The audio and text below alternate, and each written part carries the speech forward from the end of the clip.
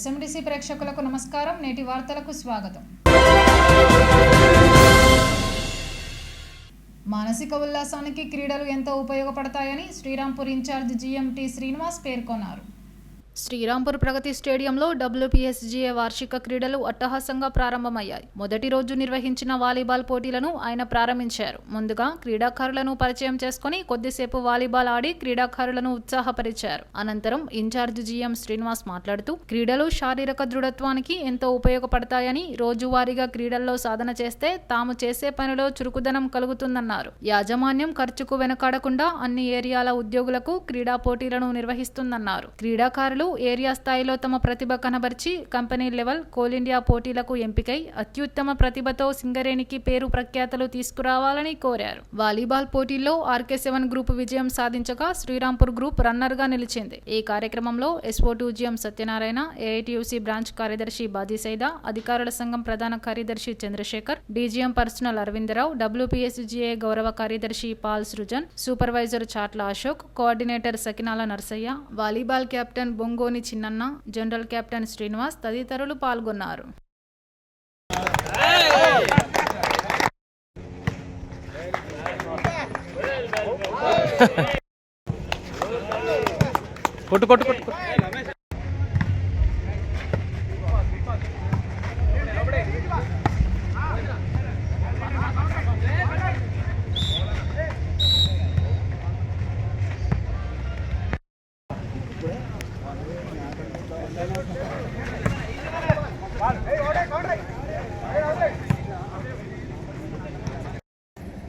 Left out ఆడతారు ఫుట్బాల్లో, midfield అట్లా మేము ఆడిన రోజులు ఉన్నాయి. మంచి ప్లేయర్స్ అవన్నీ ఆ రోజులు గుర్తు అవన్నీ చాలా చక్కగా అనిపిస్తుంది.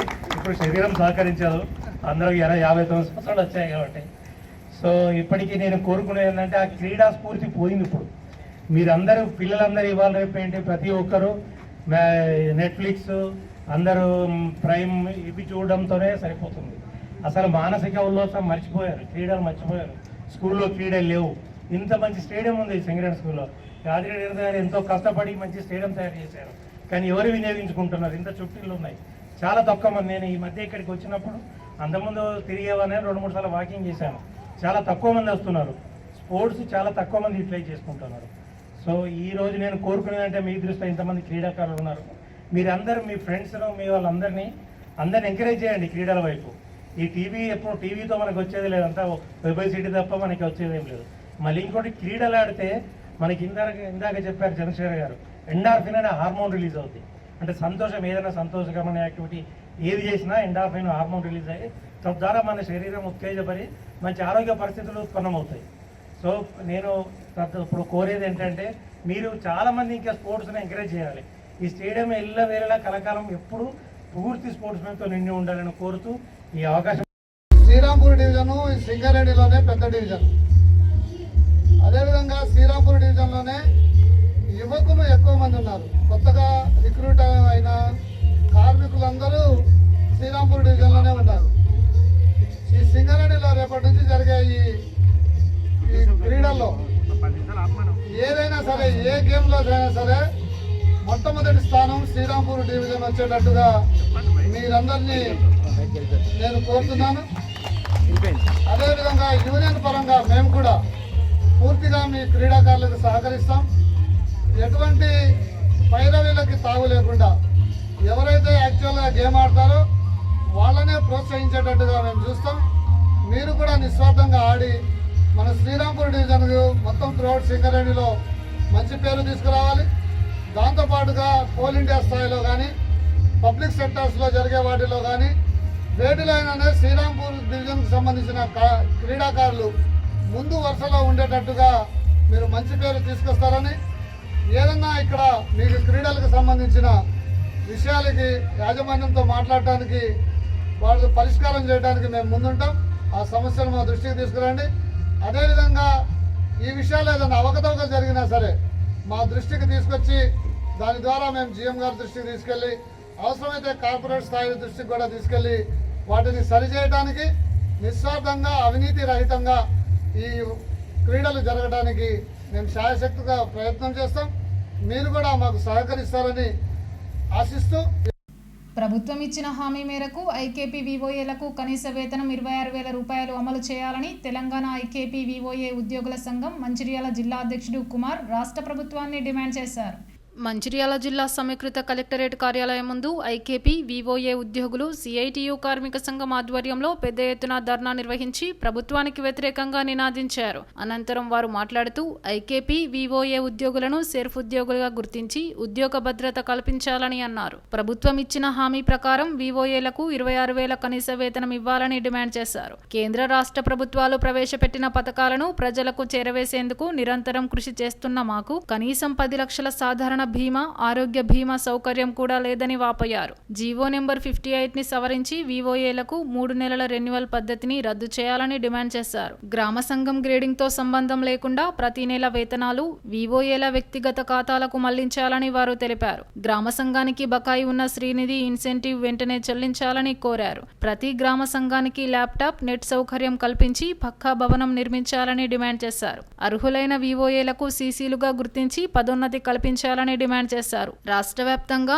ఐకేపీ వివోఏలకు ఒకే రకమైన యూనిఫామ్ ఇవ్వాలని కోరారు. ఇప్పటికైనా రాష్ట్ర ప్రభుత్వం స్పందించి గ్రామీణ స్థాయిలో పనిచేస్తున్న ఐకేపీ వివోఏల సమస్యలు పరిష్కరించేలా చర్యలు చేపట్టాలని డిమాండ్ చేశారు. లేని పక్షంలో తమ ఆందోళన ఉధృతం చేయడమే కాకుండా సమ్మె సైతం చేయడానికి సిద్ధంగా ఉన్నామని హెచ్చరించారు. ఈ కార్యక్రమంలో వివిధ సెంటర్స్ నుండి ఐకేపీ వివోఏ ఉద్యోగులు, సిఐటియు కార్మిక సంఘం నాయకులు పాల్గొన్నారు.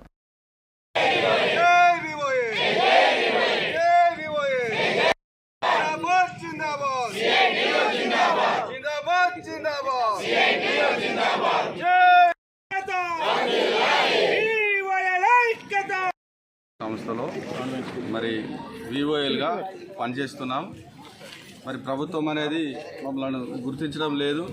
మరి ఏదైనా సంస్థలో మరి 3 సంవత్సరాలు పనిచేస్తే అంబేద్కర్ రాజ్యాంగం ప్రకారం వాళ్ళను రెగ్యులర్ చేయాల్సి ఉంటుంది. ఆ సంస్థలో పనిచేసిన వారికి రెగ్యులర్ చేయాలి. లేని పక్షంలో కనీసం రోజు కూలన్నీ ఇవ్వాలి. ఇప్పుడు రోజు కూలి చూసుకున్నట్లయితే కనీసం 600 నుండి 700 రూపాయలు ఏం చదువురాని వాళ్ళు లేబర్ పని చేసే వాళ్ళకు ఇస్తున్నారు. కానీ మాకు వచ్చేసరికి వేతనం 5,000 రూపాయలు వేతనం ఇస్తున్నారు.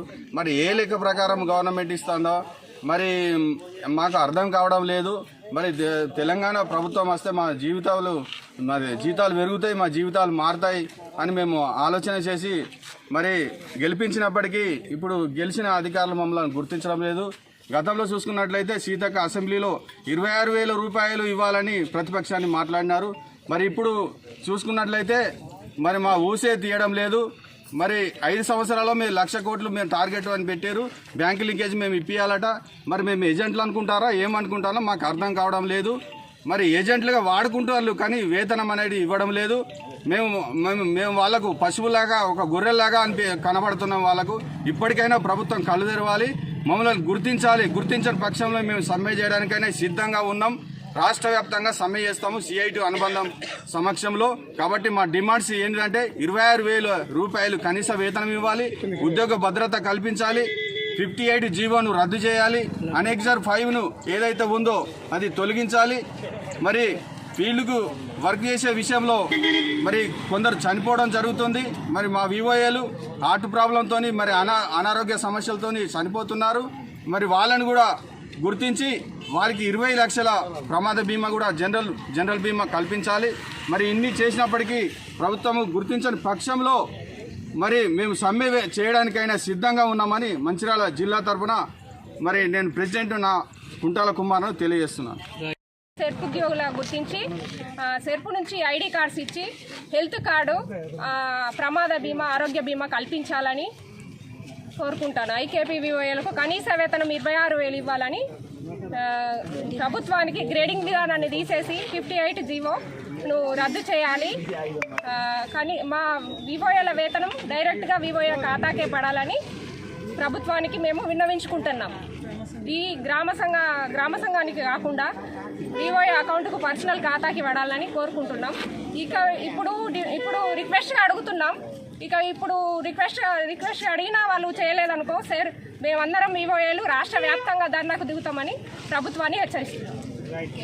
నేటి ఎస్ఎండిసి న్యూస్ ఇంతటితో సమాప్తం. తిరిగి ప్రసారమయ్యే ఎస్ఎండిసి న్యూస్లో మళ్ళీ కలుద్దాం. అంతవరకు సెలవు. నమస్కారం.